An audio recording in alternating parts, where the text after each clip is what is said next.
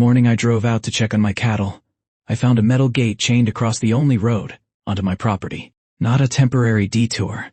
Not some county maintenance blockage. A heavy-gauge steel gate, padlocked shut, with a bright orange sign zip-tied to the bars that reads, "Access restricted, Willow Creek Estates. HOA authorized personnel only." My ranch was on the other side of that gate. My cattle were on the other side of that gate. 42 years of my family's history were on the other side of that gate, and some homeowners association I'd never once paid dues to was telling me I couldn't pass. I sat in my truck for a long moment, engine running, staring at that padlock. I figured it had to be some kind of mix-up. Maybe they put the gate on the wrong road. Maybe someone made a clerical error. Maybe I'd make one phone call and be laughing about it by lunchtime. I was wrong. It wasn't a mistake at all. It was the opening move in a fight that would drag on for nearly 2 years, cost me more money than I want to count, and push my family to the edge of losing land we'd worked since before I was born. But here's the thing about picking a fight with a rancher over his road. You'd better make sure you own it first. My name is Dale Whitmore. I'm 61 years old, and I've spent most of those years on the same piece of land out in Lavaca County, Texas, about 40 miles southeast of San Antonio. My grandfather bought the original parcel back in 1951, 312 acres of coastal prairie that he ran cattle on until the day he couldn't anymore.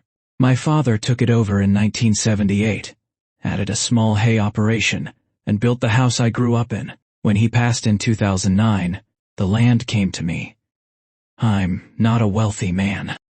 I work as a diesel mechanic, 3 days a week at a shop in Hallettsville to keep the bills paid. The ranch doesn't make us rich, but it keeps us connected to something real. My wife Linda grew up 20 miles down the road, and our 2 sons spent their childhoods on that property. The oldest one, Travis, still helps me work the herd on weekends. This land isn't just an asset to us. It's the entire foundation of who our family is. The road in question is a single-lane calish track that cuts about a quarter mile through what used to be the neighboring property before developers got their hands on it. That neighboring parcel got sold off sometime around 2015 to a development company called Sunridge Partners, and they carved it up into a 70-home subdivision they branded Willow Creek Estates. Nice-looking place, brick houses, landscaped entry, little neighborhood pond with a fountain. Not my style, but people like it fine. The problem is, my family had been using that road to access our ranch since the 1960s. Long before Willow Creek Estates existed, long before Sunridge Partners was even a company. We had a recorded easement, a legal right-of-way that gave us access across that strip of land, and that easement had transferred with every deed going back decades. Or so, I believed. The man behind the gate was a fellow named Craig Bellwether. Craig was the president of the Willow Creek Estates HOA, and he had been for 3 years running. He was somewhere around 50, drove a white Cadillac CUV, and wore polo shirts with the HOA logo embroidered on the chest. He had the kind of permanent smirk that comes from spending too many years telling people what color they can paint their shutters. He was a retired insurance adjuster from Houston who'd moved out to the country and immediately decided the country needed managing. I would come to learn that Craig Bellwether liked power, the way some men like whiskey. He needed a little of it every single day just to feel right. I got Craig's number from the HOA office line printed on that orange sign, and called him within 10 minutes of finding that gate. He answered on the second ring, and he didn't sound surprised to hear from me at all. Mr. Whitmore, he said, smooth as oil on still water. I've been expecting your call. That right there should have told me everything I needed to know. Craig explained, very calmly, very pleasantly, that the HOA board had voted the previous month to restrict access on what he called the Community Service Road. He said the road was private HOA property, that it had been formally incorporated into the common areas of Willow Creek Estates when the subdivision was platted, and that my use of it constituted trespassing on HOA land. I told him about the easement, I told him my family had used that road for 60 years. I told him it was the only practical access to my ranch, that my cattle depended on it, that my livelihood depended on it. He said, and I remember this word for word, Mr. Whitmore, whatever arrangement your family had with the previous landowner is between you and them. The HOA represents the current legal interest in that property. We suggest you find an alternative route. Hey. There was no alternative route. The rest of my property borders a seasonal creek that floods 6 months out of the year, and a neighbor's land whose owner, God bless him. He's 93 years old, and his family is already fighting over the estate, had made it very clear he didn't want vehicle traffic crossing his pasture. The Kalish Road through Willow Creek Estates wasn't one of several options. It was the only way in and out. Craig knew that. I'd figure out later that he'd done his homework before he ever hung that gate. I called my longtime neighbor Hector Ruiz that evening, a man who'd known my family for 40 years, just to talk it through. Hector told me what I think I already knew. Dale, you better get yourself a lawyer. I contacted an attorney in Victoria named Susan Garza, who'd handled some property line work for Hector a few years back. She was thorough and no nonsense, and she didn't waste my time with pleasantries. When I laid out the situation, she asked me one question right away. Do you have a copy of the original easement? I did not. I knew it existed, because my father had mentioned it, because we'd used that road our whole lives without incident, and because the previous landowners had never questioned it, but finding the actual recorded document was going to take some digging. While Susan started pulling records, I was left dealing with the daily reality of having no road. For the first 2 weeks, I was loading my truck at my neighbor Hector's property. He'd graciously agreed to let me cross his back pasture in an emergency, and making a 40-minute detour through county roads to get near enough to my land to walk in on foot. My cattle needed checking every day. I had a water line that needed maintenance. I had hay that needed moving before the weather turned. It was physically exhausting and financially draining. Every day that gate was locked was money coming out of my pocket. Then Craig Bellwether sent the first letter. It received certified mail on HOA letterhead and informed me that my unauthorized use of the community road prior to the installation of the gate had been documented, and that the HOA was pursuing a formal claim for back access fees in the amount of $4,200. There was a calculation attached, some made-up daily rate going back 18 months, and a note at the bottom that said failure to pay could result in a lien filing. $4,000 for using a road my family had legally used for 60 years. I called Susan immediately. She told me not to pay a dime, and not to respond to the letter directly. She was getting close to something in the county records, she said. Something interesting. I figured that was just lawyer talk for be patient. I had no idea what she'd actually found. What happened over the next several weeks was Craig Bellwether deciding that one letter and one padlock weren't enough. The HOA started documenting every time I tried to reach my property. I know because Craig personally drove to the gate on at least 3 occasions when I showed up, just to make sure I knew he was watching. He stood on his side of the gate in that embroidered polo shirt with his arms crossed, like a man who'd been waiting his whole life for exactly this moment. My son Travis came with me one afternoon, and nearly lost his temper when Craig started filming us on his phone. Travis is 28, 6'2", and has his grandfather's patience, which is to say, not much. I put my hand on his arm and told him to walk back to the truck. The last thing we needed was Craig Bellwether with a video of us getting heated on what he claimed was his property. I also started getting calls from other Willow Creek residents. A couple of them were apologetic. They said they didn't agree with the board's decision and hadn't voted for it. Others were less friendly. One woman left a voicemail, telling me my cattle were lowering her property values, and that the HOA was doing the neighborhood a favor by keeping ranch traffic off the road. She used the word eyesore twice. Then the HOA hired a private security company to check the gate twice daily, an actual uniformed guard, driving an actual marked vehicle, Stops to inspect the padlock morn. Ing and evening. Craig was sending me a message. This isn't going away. Meanwhile, Susan called me on a Tuesday evening in late October, and the tone of her voice told me something had shifted. Dale, she said, I need you to come to my office tomorrow. I found the easement. I drove to Victoria the next morning and sat across from Susan's desk while she spread out a series of documents. Some of them were photocopies of very old pages, brittle looking, the text faded but legible. The easement had been recorded in 1963. My grandfather, Everett Whitmore, had negotiated it with the man who owned the neighboring parcel at the time, a farmer named Buford Crane.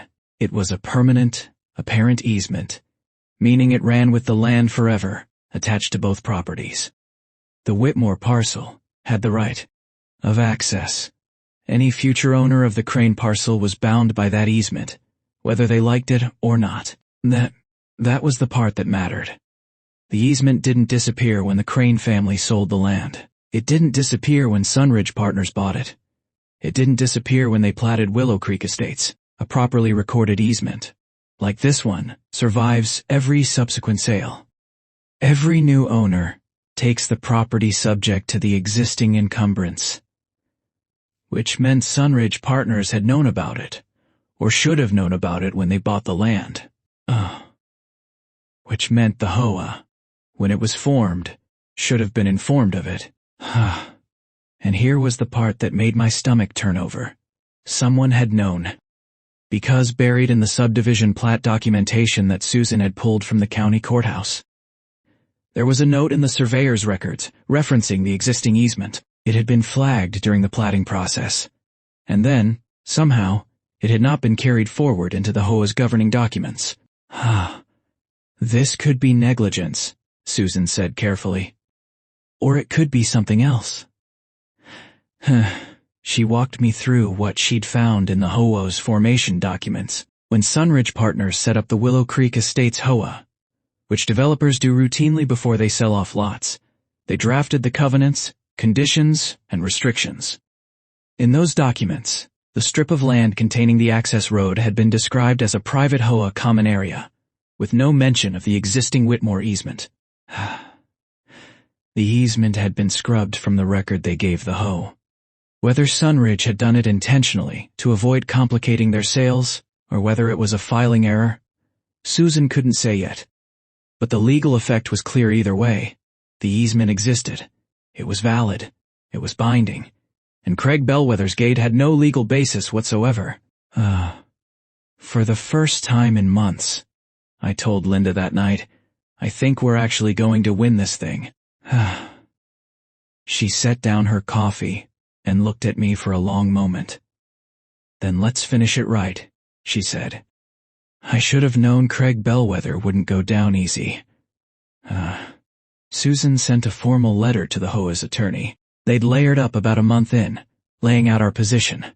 She attached a certified copy of the 1963 easement, the surveyor's note from the platting documents, and a clear legal argument that the gate constituted an unlawful obstruction of a recorded easement. She requested the gate be removed within 14 days, and that the back fee demand be formally withdrawn. Craig's response was to file a lawsuit. HOA suit to... They wanted the court to formally declare that the easement had been abandoned through non-use, which is a real legal doctrine, but it requires proving that the easement holder intentionally gave up the right, which we most certainly had not, and that the HOA held clear title to the road. They also tacked on a claim for the $4,000 in access fees, and added a request for attorney's fees. I'm going to be honest with you. When Susan called to tell me about the suit, I sat down at my kitchen table and didn't say anything for almost a minute. We weren't wealthy people. A lawsuit meant legal bills on top of everything else. It meant depositions and hearings and months of uncertainty. It meant Craig Bellwether had decided that the truth didn't matter as much as his ability to outspend me. Travis came into the kitchen while I was sitting there and asked what was wrong. I told him. He pulled out a chair and sat across from me, and he said something I haven't forgotten. Grandpa kept that land through the drought of '88 and the freeze of '11 and about a dozen other things that should have broken him. You're not going to lose it over some HOA president with a padlock. I filed my counterclaim the following week. Susan went to work building our case, and what she uncovered in discovery made Craig's position look worse by the day. We deposed 3 former members of the Sunridge Partners development team. 2 of them gave careful, lawyerly non-answers. The third one, a former project manager named Dolores Hutchins, who had left the company on bad terms in 2018, was considerably more forthcoming. Dolores testified that during the platting process, the legal team at Sunridge had flagged the Whitmore easement, and that the decision had been made. She heard this in a meeting. She said to handle it on the back end, rather than disclose it prominently in the HOA formation documents. The reasoning, as she understood it, was that formally acknowledging the easement would complicate sales in the lots nearest the road, and the company preferred to leave it for whoever ends up in that HOA board position to sort out if it ever becomes an issue. They'd buried it and handed the problem to Craig Bellwether without telling him. And Craig, when he discovered the road during his first year as HOA president, had apparently decided the solution was to make the problem my problem instead. We also obtained Craig's emails through discovery. There were 47 emails between Craig and the HOA attorney, spanning about 8 months. In them, Craig repeatedly described my family's use of the road as the Whitmore encroachment. He referred to us as the ranch people. In one email, he wrote, and I'm keeping this brief, because I don't need to give the man more air than he deserves, that he intended to use the road dispute to establish HOA authority over the rural boundary issues, and set a precedent for the board's control of access points. This wasn't about a road. It was about Craig Bellwether wanting to be the kind of man who controlled things. My family's ranch happened to be the thing he decided to control. We were 2 weeks out from the trial date when the HOA's attorney called Susan with a settlement offer. They offered to drop the trespass suit if we agreed to a shared use arrangement, essentially a license that would let us use the road at the HOA's discretion, which they could revoke at any time with 60 days' notice. They also wanted us to agree to a cap on the number of vehicle crossings per day. Susan called me to relay the offer, and before she'd finished the sentence, I said no. We weren't after a license. We weren't after permission. We had a permanent easement that predated their entire neighborhood by decades. We wanted the road. We wanted it clear, and we wanted it formally acknowledged on the record. The HOA came back with a second offer. Drop the back fee claim, keep the shared use arrangement, and they'd eat their own attorney's fees. No. The case went to the Lavaca County District Court. On a Wednesday, in March, I wore my good boots, and the blazer Linda had ironed twice the night before. Travis sat in the gallery with Hector Ruiz, and 2 other neighbors, who'd driven in to watch. Craig Bellwether sat at the plaintiff's table in a dark suit that probably cost more than my truck payment. And he looked, right up until about noon that day, like a man who still believed he was going to win. Susan had organized our case cleanly. The 1963 deed with the recorded easement, the chain of title showing the easement had never been legally extinguished, the surveyor's note proving Sunridge had known about it, and Dolores Hutchins's deposition testimony about the company's decision to bury the disclosure. We also had a title examiner who testified that in her professional opinion, the easement was fully valid and binding on the current property owners. The HOA's attorney argued abandonment. He argued that because my family hadn't needed to formally assert the easement in decades, because things had been neighborly right up until Craig showed up, we'd effectively waived our rights. Under Texas law, easement abandonment requires showing clear intent to permanently relinquish the right. My family continuing to use the road right up until the gate went up was, Susan argued, the opposite of abandonment. The judge agreed. The HOA's abandonment argument failed. The judge ruled in our favor on every count. The easement was valid and binding. The gate was an unlawful obstruction. The back fee demand was without legal basis and was dismissed. The HOA was ordered to remove the gate within 30 days and record a formal acknowledgement of the easement with the county clerk. And because the court found that the HOA had pursued the trespass claim without a reasonable legal basis, aided in no small part by the email, in which Craig had described the whole thing as a strategy to establish precedent, the HOA was ordered to pay a portion of our attorney's fees. Craig Bellwether walked out of that courtroom without looking at me. The smirk was gone. The gate came down on a Thursday, 22 days after the ruling. I drove out to watch. I didn't say anything to the crew doing the removal. They were just workers, following instructions. But I sat in my truck with the window down, and the spring air coming in off the pasture, and I let myself feel it. The road was mine again. It had always been mine. But now there was a court order saying so. A few weeks later, the Willow Creek Estates HOA held a special meeting. I wasn't there, but 2 residents who'd been friendly through the whole ordeal told me about it afterward. The board voted to remove Craig Bellwether as HOA president. The vote wasn't close. The motion to censure him for misuse of HOA resources and legal funds for personal agenda passed with only 1 dissenting vote, Craig's own. He stepped down and, from what I heard, put his house on the market shortly after. I don't know where he ended up, and I don't spend time wondering. There was one more development worth mentioning. Susan filed a complaint with the Texas Real Estate Commission against Sunridge Partners regarding the easement disclosure failure. That's still working its way through channels. But the company has already been contacted. Dolores Hutchins' testimony didn't just help us, it put a spotlight on a business practice that affected every single homeowner in Willow Creek Estates who bought a lot near that road without being told the truth about it. Some of those homeowners have since reached out to me directly. A couple of them have apologized for the part their HOA fees played in the whole mess. I hold no hard feelings toward the residents. They were lied to too.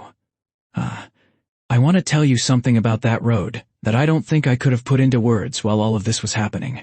The summer, after my father passed, I drove out to the ranch by myself on a Sunday morning, just to be there. I parked at the gate, the old wooden gate we had back then, and I walked the Kalish Road all the way to the back pasture. I wasn't checking on anything.